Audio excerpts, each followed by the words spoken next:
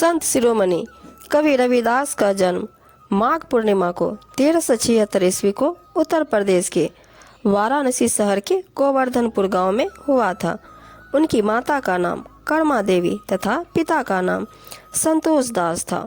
उनके दादा का नाम श्री कालूराम जी, दादी का नाम लखपति जी तथा पत्नी का नाम श्रीमती लोना जी और पुत्र का नाम श्री विजयदास जी हैं।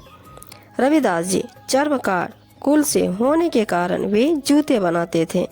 ऐसा करने में उन्हें बहुत खुशी मिलती थी और वे पूरी लगन तथा परिश्रम से अपना कार्य करते थे। उनका जन्म ऐसे समय में हुआ था जब उत्तर भारत के कुछ क्षेत्रों में मुगलों का शासन था। चारों ओर अत्याचार, गरीबी, भ्रष्टाचार व अशिक्षा का बोलबाला था।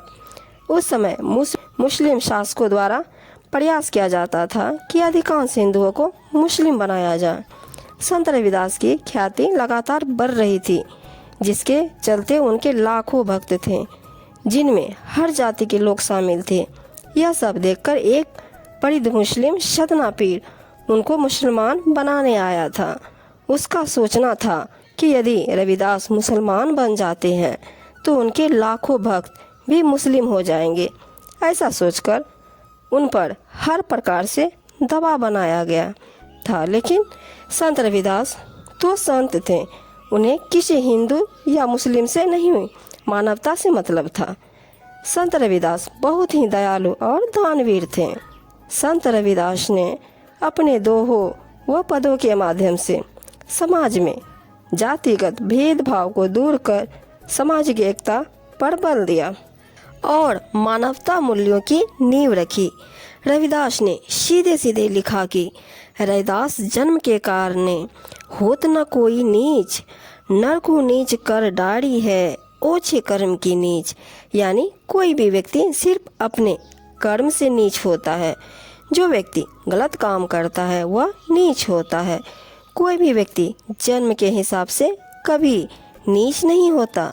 संत रविदास ने अपने कविताओं के लिए जनसाधारण की ब्रज भाषा का प्रयोग किया है। साथ ही इसमें अवधी, राजस्थानी, खड़ी बोली और रेखता यानी उर्दू फारसी के शब्दों का भी मिश्रण है।